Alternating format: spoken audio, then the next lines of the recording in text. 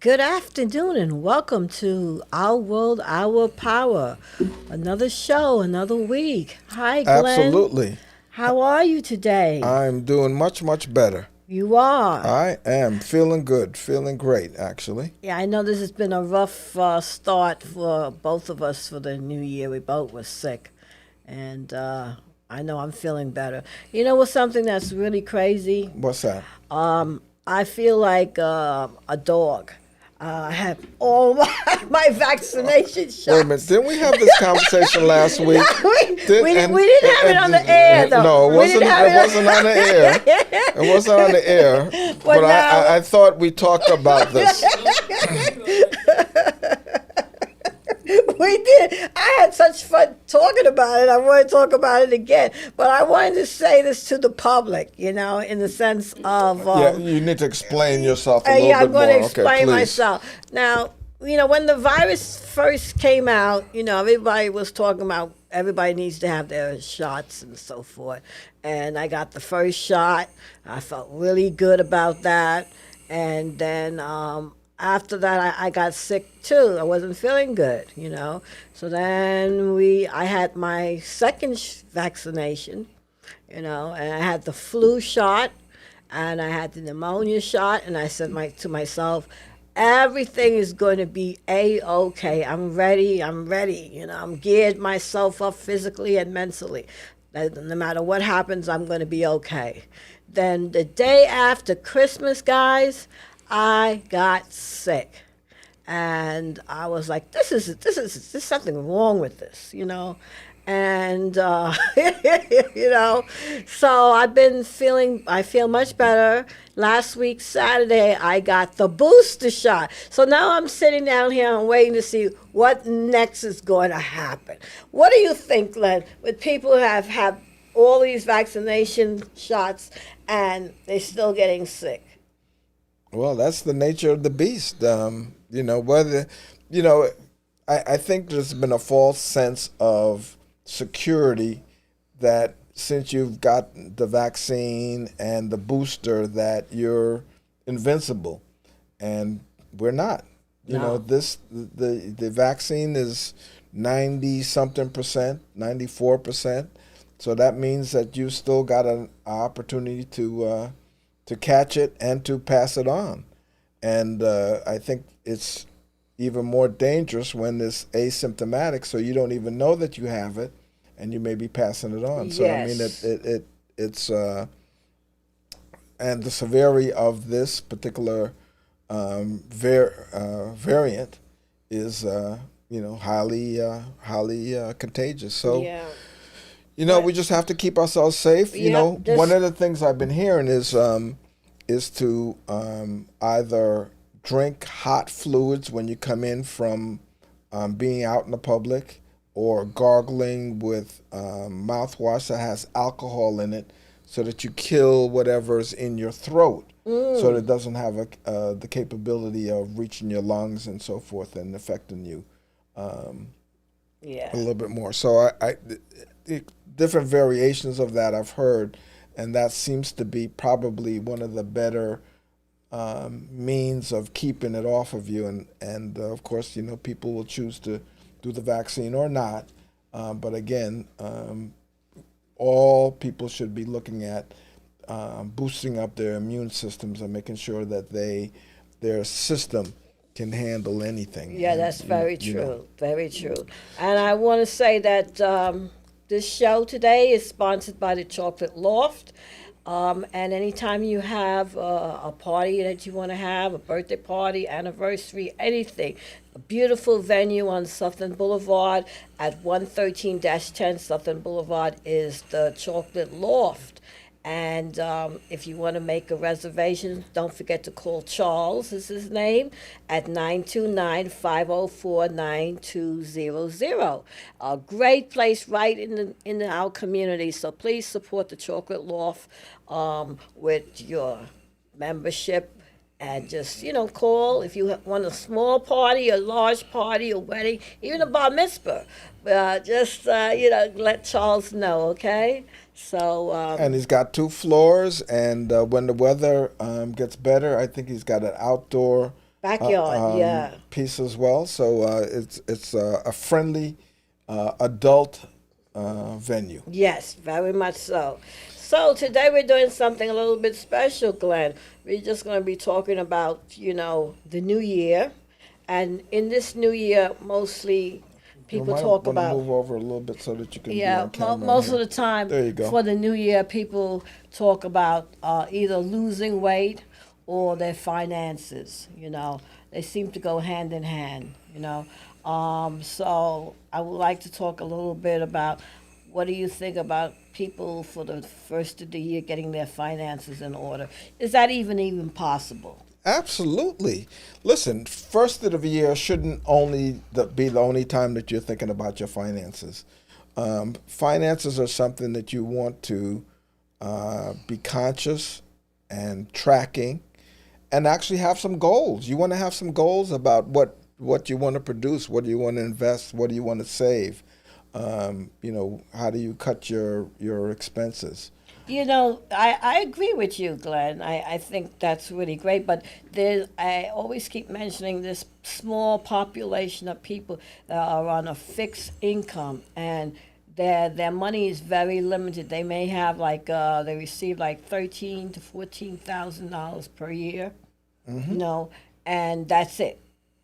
And so they have to pay their rent or their mortgage or whatever. Where is there any money left over for any type of investment? Well, Robert Kiyosaki, one of my favorite authors when it comes to investing and finance, says this: "It's not how much you make; it's how much you keep." So when you look at your expenses, that's something that you can control. True. Your income, let's say, is fixed. You've got fixed income, but you can control what you spend your money on True. and how you spend it and prioritizing it. And I think that it's an important thing for young or old to look to see if you can put aside 20% of your income. Now, if you're in a fixed income, you may not be able to do 20%, but maybe you do 5%. Right. But the point is that you do something consistent. And so that 5% every month adds up. And then, of course, what do you do with it? And let me put this out here right now. I'm not a financial advisor. This show is for entertainment and educational purposes. And so, as there are various kinds of investing. Yeah. So you've got your stock market. You've got currency trading. You've got what is that? Huh? NFTs are the big thing now. In the crypto world, we've got metaverse. Of course, we've got Bitcoin and all of the other coins that are part of Ethereum and Cardona and Polkadot. What's and this so on. hyperfund thing? So all of this is part of an environment that uses. It's a little riskier than the traditional stock market, because when you look at the stock market has over the last 50 years, on average, has grown 10%. 10% return on investment is not a bad investment, No. and it's pretty safe. Crypto, hyperfund, and just full disclosure, I do own a membership in a group called Hyperfund, which is sort of like a mutual fund inside of the crypto world. Oh, so do I. It enables us to take some of the benefits, and it's spread out. And so, but one of the things I wanted to say about the crypto world is that it is very volatile, and so the risk factor is much higher. You can lose 30% in a day of your investment. So your tolerance and your risk factor has to play into part of what you're investing in that market as opposed to other markets that are available. And I haven't even talked about the bond market or commodities. You ever heard of pork bellies? Yes, I definitely heard about pork Yeah, bellies. so they Yeah. sell pork bellies and beans and all of that, soy products. All of those things are also a market that you can invest Invest in, in. and again, different kinds of risk factors, and one of the things that we talked about last week with the gentleman, Mr. Simon. Yeah. uh, Keith. Keith Yeah, Keith Keith Simon. Simon, we Yeah. talked about the three phases of investing. You know, quote unquote, when you're younger, you're accumulating. You're accumulating your investments. You're building up your money. And we didn't talk about real estate. Real estate is True. another area. I know you were very much involved with real estate Real for estate, years. yeah, commercial real Real estate. estate. And so when you begin to look at what's the area that you have the tolerance, have the know-how, because you've got to be able to track it. You've got to be able you put your investment in, you do your research, and I can't tell folks how important you've got to do your research so that you understand, what you're investing in. So you have to do your research, and then you look at the company that fits your particular tolerance in terms of how risky it is. So we talked about accumulation, we talked about protection, and then we talked about distribution. So those are different phases of investing that people do over their lifetime. Time. So when you're younger, you're accumulating. When you're quote unquote, have a family and what have you. So you want to protect whatever that you're invested already, and what you're adding to it, you want to protect that as well. So you protect that with insurance and some other pieces. And then at the later stage, when you've got a fixed income, now you're looking to take some of that money and live off of that money. Now, that's in an ideal world. That's the ideal world. But it was something that I found very interesting. I even found interesting today. Last week we discussed, and I was saying this is not taught in schools No. for young people. And I was just talking to my wonderful intern, Naomi, and she was telling me, and she knows about this stuff, and I was greatly surprised and very happy to realize that she's knowledgeable, at a young age, to know about all these things, so that when she becomes 21, 22, 23, she already has the information. It's not something that she has to actually go to school or wait for her parents to tell her anything. She already knows. Well, here's something that I thought was quite interesting. This goes back maybe about 10 years when I was in part of an investment partnership, and we were investing in mutual funds and at the stock market. And I was listening to one of the shows that comes on MSNBC or something, and they talked about this young man, must have been 10 or 12 years old, watched the shows and gained the knowledge, and of course he would get money for Christmas and birthday and so on and so forth, and he invested. And this young man at 15 had amassed a couple $100,000 Oh my God. in investing. So investing is not something that can't be learned. There's no age limit to and limitation to what to learn, but you've got to follow it. You've got to track it. You've got to understand, what's the implication of the Federal Reserve changing the interest rate? How does it affect your investment? How does it affect your real estate? How does it affect your stock or your bonds or your crypto? Because all of those things kind of ripple and affect the overall financial market. So why do I hear so much about this crypto now? I hear a lot. I mean, at least once or twice a week, you know, I turn on the television and I hear some talk show, somebody talking about crypto. I hear it's like the new buzz. Well, it's the new buzz because there are tremendous gains that are available in that particular field that are not available in other fields. Now, remember I said you have to understand the risk. Yeah. So there's a certain risk that's involved. And as I said earlier, in that crypto world, you could lose 30% of your investment in one day. Now, you know, in some of the other areas, you know, that wouldn't happen. But just like you could lose 30% in that one day, some of these,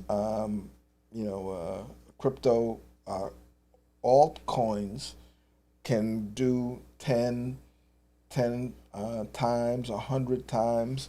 There are coins that are doing 1,800, 2,000 times the original investment. You know, you buy it at $3 or something, and the thing goes up to 50. Mm-hmm. You know, so you have those kind of gains also.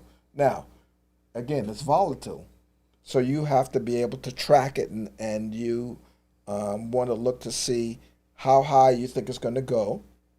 You want to take money out as it's going up, because when it dips, you want to have money to buy back in at a lower point. And of course, if it drops, you want to have stops in there so that you only lose, 7% of your initial investment. So there are things that you can do to curtail it. Mm-hmm. However, again. Do you have to be of a certain age to get involved with this stuff? 18, right? 18 for crypto. Oh, for crypto. Okay. But people buy stocks for their kids. Yes. So mutual funds or whatever, those kinds of things you can and there's actually a program specifically for investing for the education of your young people that you can put aside. Yeah, like years ago it used to be Gerber. Yeah, Gerber. Yes. They did. They had some type of insurance, especially for babies. Yeah, that you put in, right. So by the time they turn 21, they have money for college. For college and so on Is and so it the forth. same type of premise? Well, it can be. Okay. It can be. I mean, these different programs change over time, Mm-hmm. and of course, investing changes, the dynamics of it changes. Yeah. So we're going to take a commercial break and pay some of our bills. You guys won't hear us, but the folks that are in the broadcast will hear the commercial, and so we'll be right back. We'll be right back.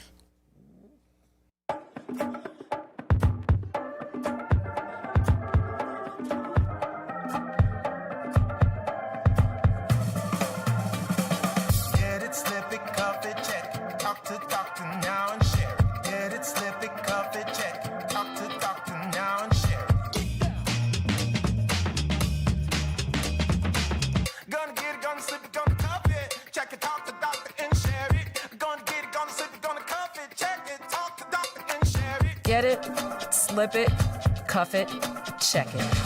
High blood pressure silently affects millions of Americans. Staying on top of your blood pressure is as simple as these 4 easy steps.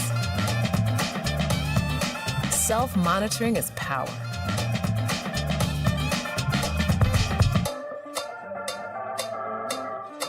Visit manageyourbp.org to learn more.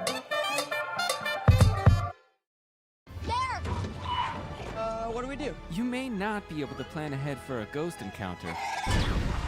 Under the dining table now! But you can plan ahead for natural disasters. Sign up for local weather and emergency alerts. Maybe it's the apocalypse. Know your evacuation routes and decide on a safe emergency meeting location. Here? I know. What a pick to Orlando. Protecting your family is the best plan you can make. So pass the Proton Pack to the next generation and visit ready.gov/plan to get started. Are you looking for a taste of the South? Well, honey, come on down to Carolyn's. We have fried chicken, catfish, whiting, barbecue beef ribs, mac and cheese, and some collard greens, freshly made desserts, and much, much more. We're located at 2564 Hempstead Turnpike in East Meadow. Order online at carolyns.kitchen and receive 5% off your first order. Ever hear the one about the frog? Put a frog in a pot of boiling water and it'll jump right out. But put a frog in a pot of cool water and slowly heat it up, and that frog will boil. It's a lie. But as a metaphor for us and all that we go through as veterans, real-world experience. it's a story that rings true. We make excuses for how we feel. We push everything down. We tell ourselves the lie that it's easier to stay in that boiling water, to disconnect. And some days, maybe, it is. But you've never been interested in easy. Reaching out is hard. Do it anyway. You're not alone. You've got this. You are not a frog. Find resources at va.gov/reach. When times get dark, we can't see the help that's all around us. Let 211 be your guiding light for mental health and other resources. Call 211 or visit 211.org.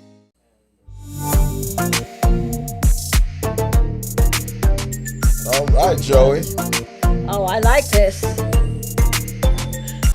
I guess we're back. We are back. Yes, we are. That was a nice addition. That's true. Thanks to our editor and our producer, Mr. Joseph Swift, back there. That's right. Yeah. So we was talking about these coins, and I've realized from the conversations that I've been listening to recently that this is going to be the new way of finance, of money. Exchanging is not actually going to be something physical. Well, remember, this whole blockchain technology is what the crypto world is based on. And so blockchain is basically securing it so that that I can keep my identity secret and I could transact with you, and you don't necessarily know who I am or you know. Really? So what's the reason for that people want to be secretive? Well, a lot of it has to do with, let's say, for example, one of the applications that they're using is smart contracts, and I love this example. It's so you own a gym, and I'm a member in that gym, and it's 12 o'clock midnight, and I swipe my membership card. So my membership card that goes over the internet goes to a smart contract at your gym, and it says, has Glenn paid his membership? Is his membership current? If my membership is current, then it sends back a message back to the gym to let me in. Now, all of that stuff is being transmitted. My information, your information about the gym, so all of that is secure because it's in this blockchain, so nobody can see or intercept what it is because it's encoded. It's encrypted. Oh, okay, all right. And so like if you're paying, of course, with your credit card, all that, all that stuff. Yes, okay. Yeah, so all your information is protected, and so the blockchain technology protects the transfer back and forth of information. Okay. And let's be clear. Let's tell both sides of the story. Yeah, please do. Because the dark web. People have heard about the dark web. Yes. The dark web has been a place where people have done illicit kinds of things, sell drugs, and so on and so forth in that arena. So the crypto is now looking to protect that a little bit and to isolate that. And to the other part that it's looking to do is to not use the banks, so decentralize the banking institutions, because right now the banking institutions control the flow of money, because it's centralized. And so by decentralizing it, you now take away the power of the banks. And so I'm able to communicate with you or Naomi or Joey directly. And I can transfer my funds to you directly, and I don't need to go through a bank. You mean like PayPal and all those type of organizations? Well, PayPal still uses a lot of the banking infrastructure. But we're talking about inside a blockchain itself. Blockchain really manages the security of it. So it's separate and protected, and people are talking about it as a new way of handling your finances. Yes. Right. And that's kind of scary to me, I just got down the bank book. God!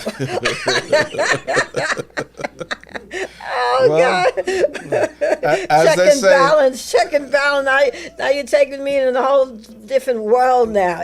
Well, it is, and as technology changes and artificial intelligence impacts our day-to-day lives, these are some of the things that are moving forward, and you'll find a lot of, I would say, a lot of younger executives who have money, who have some extra money, are playing in this arena, and so it makes it, and even some of the institutional investors, some of the stock market folks are not coming over to the crypto world. So this is an emerging, and I'll say this. Facebook just announced the conversation about metaverse, which is this whole. What is that about? Can you give it a little it's information? What is it? It's not. It's a virtual. It's creating virtual reality. What does that mean exactly? I heard somebody say I think it was my granddaughter talking about like buying stuff.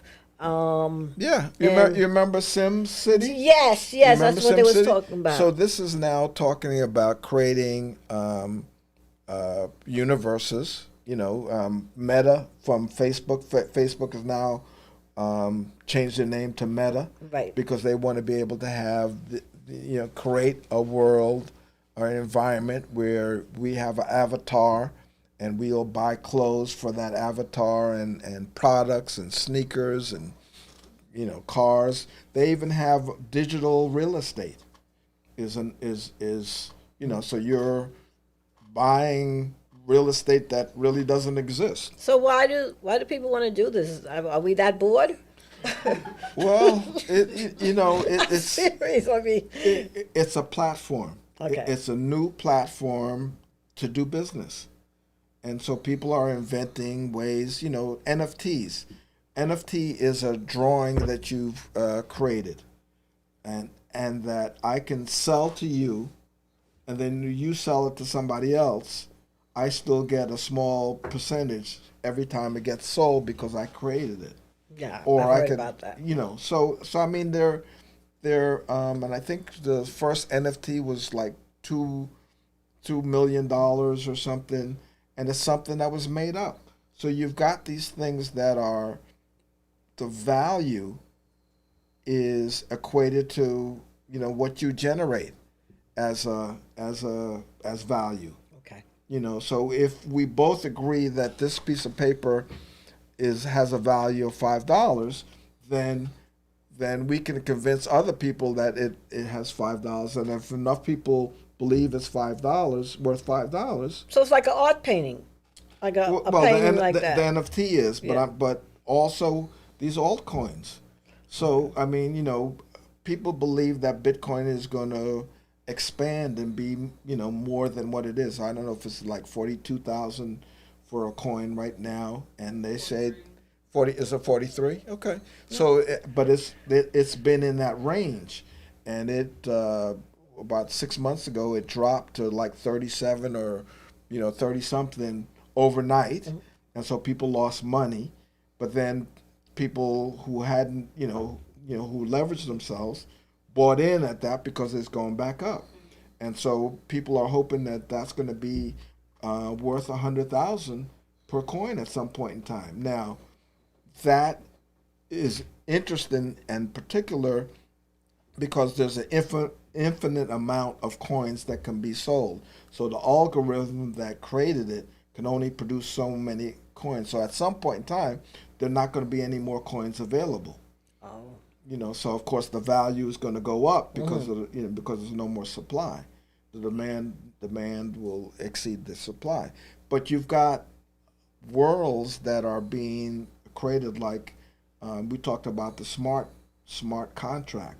So there are coins like Chainlink and Cardano and some of the other Ethereum who are creating applications inside of the crypto world. So how can you really learn about this stuff, Glenn? Because I'm getting kind of interested. If it has anything to do with money, I also like the physical aspect of you giving me money, but I don't know if I'm gonna really. I'm interested in learning. Well, there are sites that you probably want to first look at the exchanges. Because you've got to, like you would go to a country to change dollars to yen to whatever. You've got an exchange that you can use U.S. dollars to Bitcoin or U.S. dollars to all the different alternative coins that are available, and then you trade them, and then you can buy them and sell them on the market, but the first thing is probably to do your research, find out, how do you get in? You track it. You want to track, and again, you want to look at, one of the things that they say, which I think is interesting, is they talk about the communities that are associated with it. Who's using that particular application? Now, Bitcoin is very different than the rest of them. Bitcoin is just a coin. But Ethereum and Cardano and Polkadot and some of the other, they are applications using Ethereum or using other platforms, and they're building out all these different applications. One of the things that I heard and thought was quite interesting was as you create some music. Now, when you use the blockchain, you actually can control who's got access to your music. You know that a couple of the Taylor Swift and some of the other people have had conflicts with people owning their masters and so on and so forth. That's been an old problem. It's been an old problem that's existed. You put your stuff on blockchain, now you can control who's got access to it. So it's a way of ensuring that you get paid for your product and not somebody else, That's yeah. So and that's one application. So there are many applications being put together on this blockchain to create it a space for people to do business. And of course, you do business, and this, you've got a group of people that are writing programs to support this and that going on. And so now you've got a community, and now you've got a coin that is, gaining momentum and going up the charts, and hopefully you bought it down here and you are, holding on to it, or maybe you're taking some of the profits, because when it dips, you'll buy some more when it dips, because it's probably going to go back up. So, so there's tracking, there are what they call fundamentals, overall fundamentals of it, and then there are people who do the actual training and the tracking, and they actually, what they're called charters. So they actually chart the highs and the lows, and what's the next high and what's the next, the worst low, and how low it's going to go. And so they're always on the computer. Well, I guess they predict. They begin to look and track and chart the changes, and then begin to look at, okay, well, they went up real high here, so now maybe the next, there's going to be a dip. Because the market, it does the same thing. Yeah, because the stock market does the same thing, exactly. Okay. There's a pattern. You have to know. Yeah, so there, two ways of looking at it, And if you can incorporate both, you want to do the fundamentals, but you also want to do the charting. The charting kind of is more of a day-to-day, week-to-week kind of short term, as opposed to a long-term buy and hold. Okay. And you can do that as well, but with the volatility. So since this is going to be the new thing, what would you suggest? Don't you think they should be teaching this now in school? No. No, they're not ready. Listen, investments are something that you have to show interest in. Like Naomi, she's interested. She's investigated it. She's done some research. Not everybody's interested in it. Well, shouldn't a teenager that's in high school have the option to take a course like that if it's, if they're interested? Not that it's mandatory, but if they're interested and they get maybe extra credits for college towards. Well, you now have to have teachers who have the knowledge to be able to present that type of information. And right now, I don't know that our school system, certainly public school systems, have the capacity to do that kind of training. But you're absolutely right. This is something that is easily accessible, that young people should be exposed to, because as of right now, even with the economy the way it is, teenagers are still not caught up to how do I survive in the real world, and they're not far from from high school to college is a very quick small transition. Yeah, right? And you're talking about coming out of high school, going into college, maybe living on campus, getting your own place. Now you are just thrown into the real world of finances. And how do I survive? How do I manage? How do I do this? And it's not taught, No, you're right. And there's some basics. Yeah. The basics is budgeting. The basic is, keep understanding what your expenses are and what your income is, and keeping your expenses less so that you've got enough to save or to invest. Yeah, or into, I'm gonna come up with a saying my grandfather told me: "Don't put your hat higher than you can reach it, or else you'll twist your back." And I am, I believe in that, and that means don't spend more than you have. That's right. Exactly. Yes, basically the bottom line. And when you are able to do that, things happen for you. Yeah. Over time, and this investment partnership that I was in, we were in it for about 17 years. There wasn't more than I think the most were about 20 of us. The core group was about 14 to 15. And we put in, once a month, we'd put in, whatever we could, $200, $300, $150, whatever. And you'd be surprised how that money builds up. But part of it is that we also researched stocks and trained each other to research and to look how to look for a good stock, so that each month somebody presented a particular stock. Now, we didn't always buy the stock, but it was something. But we got exposed to, Procter and Gamble, Xerox, Kodak, different, Google, different companies, IBM. What are they doing? How are they doing? And we'd look at it and see, well, they're doing pretty good, but should we invest as a partnership? And we decide as a group, and be yay or nay. Nay, I hear you. Yeah. A very good conversation. I know our time is about up, but I did want to bring up what we're offering for the new year with our internship program. Yes, please say a little bit about that. Let folks know that we're looking for energetic, upbeat young people, and you could be older. It doesn't have to be necessarily just young people who have some skill set in social media or broadcasting, some kind of broadcasting writing skills. Yeah, we're looking to offer some internships and hands-on experience with the community. So I would like you all to call in And you can call us at, you can call me personally at 646-340-7271.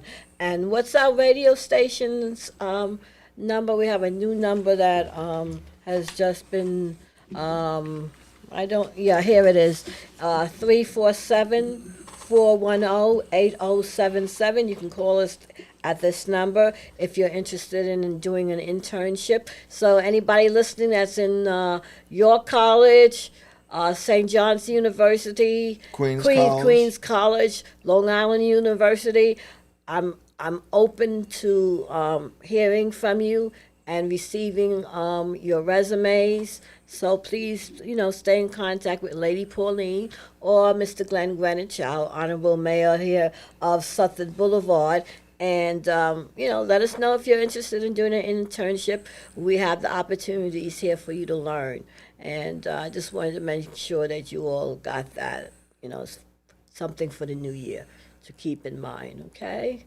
And again, I would like to say thank you to the Chocolate Loft for being a sponsor. Don't forget, if you have a venue that you need to, hook up, a baby shower, party, wedding, at Chocolate Loft is located at 113-10 Sutton Boulevard, right here in the heart of Queens. And the number you can reach Charles, who is the contact person, is 929-504-9200. And thank you all for listening to our World Our Power show here. And catch you all. Oh, I want to say in 2 weeks' time, we're going on a little hiatus, and we'll be back for February the 5th. So see you then. Take care.